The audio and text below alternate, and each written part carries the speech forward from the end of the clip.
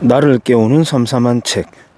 자유를 바라지만 자유주의가 싫은 당신이 진짜 자유와 가짜 자유를 구별하는 법을 배우는 이 시대 최고의 자유주의 입문서 6번째 책 소개하겠습니다. 밀턴 프리드만의 자본주의와 자유라는 책을 권혁철 씨가 자유주의 신봉자라면 반드시 읽어보아야 할 책이라는 제목으로 소개합니다. 독일에서 공부할 때 방학이 되면 틈나는 대로 아르바이트를 한 적이 있다. 봉급날이 되어 봉급 명세서를 받게 되면 공장 한쪽에 근로자들과 아르바이트를 하는 학생들이 옹기종기 모여 봉급 명세서를 비교하면서 실수령액이 얼마냐 하는 이야기를 나누곤 했다. 대부분 결론은 근로자들이 정부에 대해 불만을 표출하는 것으로 끝났다. 이유는 간단했다. 아르바이트 학생들은 근로자들과는 달리 봉급을 거의 다 수령하는 데 반해 근로자들은 봉급의 거의 절반밖에 실제로 수령하지 못하는 것이었다. 이유는 각종 세금과 국민연금과 의료보험 등 사회보장 부담금 때문이었다. 독일의 국민부담률은 거의 50%에 육박한다. 받는 공급의 거의 절반을 세금과 사회보장부담금 명목으로 정부가 가져가는 것이다. 그런 현상들을 보면서 복지국가라는 것에 대한 환상은 서서히 깨져갔다. 하지만 그때는 물론 그 이후에도 줄곧 복지국가가 사회주의와 연결될 수 있다는 생각을 하지는 못했다. 사회주의는 생산수단이 국유화 혹은 사회화되어 있어야 한다고 생각했기 때문이다. 그저 정부가 너무 많이 가져가는 바람에 근로자들이 자신의 미래에 대해 스스로 준비하고 개척해 나가는 것이 어렵고 때로는 자기 집을 장만하는 것을 애초부터 포기하기도 하는 현상을 관찰할 수 있을 뿐 사회주의와는 연계하지 못했다. 그러던 중 밀턴 프리드먼이 한 잡지와 인터뷰한 내용을 접하게 되었다. 그 인터뷰에서 프리드만은 이렇게 말한다. 사회주의가 도대체 무엇인가? 생산수단의 사회화를 요구하면 사회주의라고 할 수 있을 것이다. 그런데 생산수단의 사회화가 아니라 생산된 결과물을 사회화한다고 생각해보자. 양자 간에 무슨 큰 차이가 있을까? 생산수단을 사회화한다는 것은 결국 생산된 결과물을 사회화한다는 의미를 포함한다. 유럽을 한번 살펴보자. 유럽에서는 소득의 절반 이상이 세금 등의 형태로 국가에 의해 통제되고 있다. 만일 국가가 소득의 절반을 차지하고 있다면 이는 곧 생산량의 절반을 국가가 차지하고 있다는 것과 같다. 이것이 사회주의가 아니고 무엇인가? 정부 비대화가 곧 사회주의화.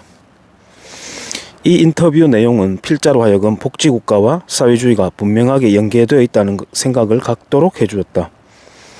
프리드먼이 공산주의는 무너졌지만 사회주의는 여전히 살아있다면서 각종 복지정책과 기업에 대한 통제 그리고 이와 더불어 끊임없이 추진되고 있는 정부의 비대화가 다름 아닌 사회주의라고 분명하게 밝혔기 때문이다.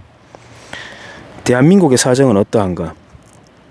현재 우리나라는 세금과 각종 사회보장부담금을 합쳐 국가가 소득의 약 30%를 가져가고 있다. 프리드만의 말에 따르면 이것만으로도 대한민국은 약 30% 정도 사회주의화 되어 있다. 더구나 최근 들어 국가가 차지하는 비중이 급속하게 늘고 있다. 대한민국에서 사회주의화가 이미 상당한 정도 진행되었고 현재도 사회주의화가 급속하게 진행되고 있다는 뜻이다. 여기에 준조세와 실체도 보이지 않아 계산조차 불가능한 각종 규제와 통제까지 고려한다면 우리나라의 사회주의화는 이미 30%를 넘어 상당히 진행되어 있다고 할 수 있다. 프리드만에 관심을 갖게 되면서 만난 책 중에 하나가 자본주의와 자유이다. 이 책이 처음 출판된 것은 1962년이다. 이 시기는 일반 여론은 말할 것도 없고 학자들 사이에서도 가부장적 온정주의와 케인스주의적 국가 개입주의가 너무나 자연스럽고 당연한 것으로 받아들여지던 때였다. 이런 분위기 속에서 프리드먼이 제시한 제안들은 충격적이고 비현실적인 것으로서 도저히 용납될 수 없는 것이었다. 하지만 프리드먼이 했던 제안들은 오늘날 거의 대부분 미국에서 정책으로 실행됐고 경제학계에서 통설로 인정되고 있다. 이런 면에서 프리드만은 비웃음을 받는 소수파로 시작해서 경제학계와 지적 담론 모두에서 주류로서 인생을 마무리했다는 평가를 받는다. 자본주의와 자유는 1962년 초판이 발간된 이래 매 20년 만인 1982년과 2002년 프리드먼이 서문을 직접 다시 쓴 재판이 출간된 바 있다. 이 책의 특징 중 하나는 쉽게 읽히고 쉽게 이해할 수 있다는 점이다. 1962년판 서문에서 그는 자신의 어린 자식들인 제닉과 데이비드에 대해 언급하면서 어느 것 하나 쉽게 믿지 않으려 한 그 아이들이 있었기에 나는 기술적인 문제들을 쉬운 언어로 바꾸어 표현해야 했고 그 과정을 통해 나도 쟁점들에 대한 이해를 높였으며 바라건대 설명도 개선할 수 있게 되었다고 밝히고 있다. 이처럼 이 책은 경제학을 접하지 않은 사람들도 쉽게 읽고 이해할 수 있도록 서술되어 있다. 1장과 2장에서는 경제적 자유와 정치적 자유의 관계, 그리고 정부의 역할 등 자유주의 원리에 대한 고찰을 하고 3장 이하 장에서는 화폐, 국제금융과 무역, 재정정책, 교육정책, 독점, 소득분배, 사회복지정책 등 다양한 문제들의 자유주의 원리를 적용하면서 분석하면서 현실적인 대안까지 제시하고 있다. 자유와 번영을 위해 자본주의 시장 경제는 필수. 필자가 이 책 자본주의와 자유에서 특히 관심을 가지고 있었던 부분은 두 군데였다. 하나는 정치적 자유와 경제적 자유의 관계에 관한 것이었고 다른 하나는 복지제도에 관한 것이었다. 많은 사람들이 정치적 자유와 경제적 자유를 별개로 보고 정치적 자유는 중요하게 생각하는 반면 경제적 자유는 부차적인 것으로 생각한다. 따라서 통제 경제 체제 하에서도 정치적 자유만 보장된다면 개인의 자유는 보장될 수 있다고 생각하는 경향이 강하다. 프리드먼은 이런 생각은 망상에 불과하다면서 정치와 경제는 서로 밀접하게 연관되어 있어 정치 체제와 경제 체제 사이에는 오로지 특정한 조합들만 가능하며 특히 민주적이라는 말을 개인의 정치적 자유만을 보장한다는 의미로 이해하는 한 사회주의 사회는 결코 민주적일 수 없다고 단언한다. 경제적 자유가 중요한 이유로 프리드만은 두 가지를 든다. 하나는 경제적 자유 그 자체가 자유의 주요 구성 요소이며 하나의 목적이라는 것이다. 사유재산을 소유하고 자신의 선택과 결정을 따라 자신의 이익을 추구할 수 있는 경제적 자유는 그 자체로 중요성을 갖는다. 경제적 자유가 중요한 두 번째 이유는 경제적 자유가 정치적 자유를 보장하기 위한 필수 불가결한 수단이기 때문이다.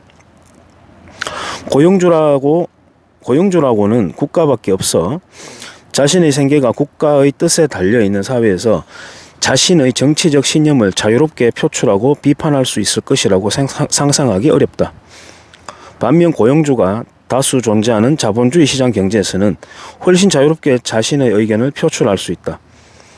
시민들이 정치적 자유를 누릴 수 있도록 해주는 본질적인 보호막이 된 것은 그들로 하여금 생계를 유지할 수 있도록 해준 민간 시장 경제의 존재였다. 경제적 자유는 정치적 자유를 누리기 위한 필요 조건이지만 그 역인 정치적 자유가 경제적 자유의 필요 조건은 아니다. 화려한 약속, 우울한 성과. 관심을 갖고 읽어보았던 두 번째 목록은 복지제도가 낳게 될 치명적 결과들에 관한 것이다. 아무리 훌륭한 의도와 목적을 갖고 시작한 복지정책일지라도 대부분 엉뚱하고 부정적인 결과들을 낳는다는 것을 사례를 통해 전달하고 있다. 사익을 공익으로 교묘하게 포장하여 국민을 현혹시키는 사이비 정치인들이 추진하는 경우는 이론의 여지가 없다. 하지만 프리드만이 강조하는 것은 훌륭하고 도덕적인 사람들이 추진하는 경우에도 마찬가지로 부정적인 결과가 나타난다는 점이다. 지옥으로 가는 길은 장미꽃으로 치장되어 있다는 말처럼 복지와 공공의 목적을 위한다는 명분으로 추진되는 정부의 수많은 정책들이 정반대의 부정적인 결과를 가져오는 경우가 많다는 것이 프리드만의 판단이다. 자본주의와 자유에서 프리드만은 최저임금제도, 인종과 종교 등을 이유로 한 고용차별의 금지 등 공정고용제도, 소득분배정책, 공영주택 공급제도, 농산물 가격 지지정책, 국가연금제도 등 다양한 분야의 복지정책 사례들을 다루면서 그 실패와 폐해에 대해 다루고 있다. 사회복지정책 중에서도 프리드만이 가장 강하게 비판하고 있는 것은 연금제도이다. 필자가 우리나라 연금제도의 문제점에 대해 생각하고 있을 때 도움이 되었던 부분도 바로 이 부분이다. 그는 연금의 강제가입 문제를 특히 핵심적인 문제로 파악한다. 그는 연금의 강제가입을 지지하는 사람은 독재를 신봉하는 사람이며 인간은 잘못을 저지를 수 있다는 것을 인정하지 않고 오만을 부리는 사람이라며 비판한다. 겸손은 자유신봉자의 두드러진 미덕이고 오만은 가부장적 온정주의자의 두드러진 악덕이다. 나아가 그는 연금이 독점화되어 있는 것은 참기 어려운 일이라며 민간기업과 경쟁시킬 것을 제안한다. 우리나라에서도 종종 연금의 수익률이 높고 민간기업에 비해 안정적이고 높은 연금을 지급할 수 있으며 소득 분배에도 일조한다면서 연금의 정부 독점을 지지하는 사람들이 다수 존재한다. 프리드만에 따르면 정부 독점 연금이 그런 정도의 경쟁력을 갖추고 있다면 민간기업 연금과 경쟁을 안 할 이유가 없다. 정부가 시장보다 나은 서비스를 제공할 수 있다고 믿는다면 공기업이 다른 기업들과 공개 경쟁을 통해 연금을 유치하도록 해야 한다. 그것이 옳다면 공기업은 번창할 것이다. 틀렸다면 민간기업이라는 대안이 존재하기 때문에 국민의 복지가 증진될 것이다. 오직 교조적인 사회주의나 중앙통제 자체를 위한 중앙통제의 신봉자만이 연금제도의 국영화를 편드는 원리 쪽에 설 것이다. 우리나라에서도 현재 국민연금관리공단을 해체하고 국민연금을 민영화해야 한다고 주장하는 목소리들이 나오고 있지만 예상대로 반대가 극심한 상황이다. 그런 식의 민영화보다는 프리드만의 제안대로 해보는 것은 어떨까? 즉 국민연금관리공단은 여전히 존속시키되 독점적인 공급자로서의 지위를 박탈하여 민간기업과 서로 경쟁할 수 있도록 하는 것이다. 이것이 적극적인 민영화보다는 현실적인 방법이라는 생각이 든다. 자본주의와 자유에서 가장 기억에 남는 부분이 무엇인가를 필자에게 묻는다면 단연 명연설로 유명한 케네디 대통령 취임 연설을 한마디로 터무니없는 소리라며 일축한 대목이다. 국가가 당신을 위해 당신에게 무엇을 해줄 수 있는지를 묻지 말고 당신이 국가를 위해 무엇을 할 수 있는지 물어보시오라는 구절에 대해 자신의 운명은 스스로 책임져야 한다고 보는 자유인의 신념과 배치되는 엉터리 표현이라는 것이 프리드만의 판단이다. 자유인이라면 시민들 각자가 추구하는 목적들과 일치하는 경우를 제외하고는 어떤 국가적 목적도 인정하지 않는다고 선언하는 부분에서 충격을 받았던 기억이 여전히 생생하다. 자본주의와 자유는 쉬우면서도 내용이 많고 자유주의적 관점에서의 실제적인 대안도 많이 등장하는 책이다. 자유를 신봉하는 사람, 스스로를 자유인이라고 생각하는 사람, 자본주의와 시장경제가 자유와 번영을 가져온다고 믿는 사람, 국가 권력은 확고하게 제한되어야 한다고 믿는 사람, 복지는 화려하지만 암울한 결과를 낳는다는 사실을 믿는 사람, 그리고 자유주의적 해법을 찾는 사람이라면 반드시 읽어보아야 할 책이다. 이상입니다.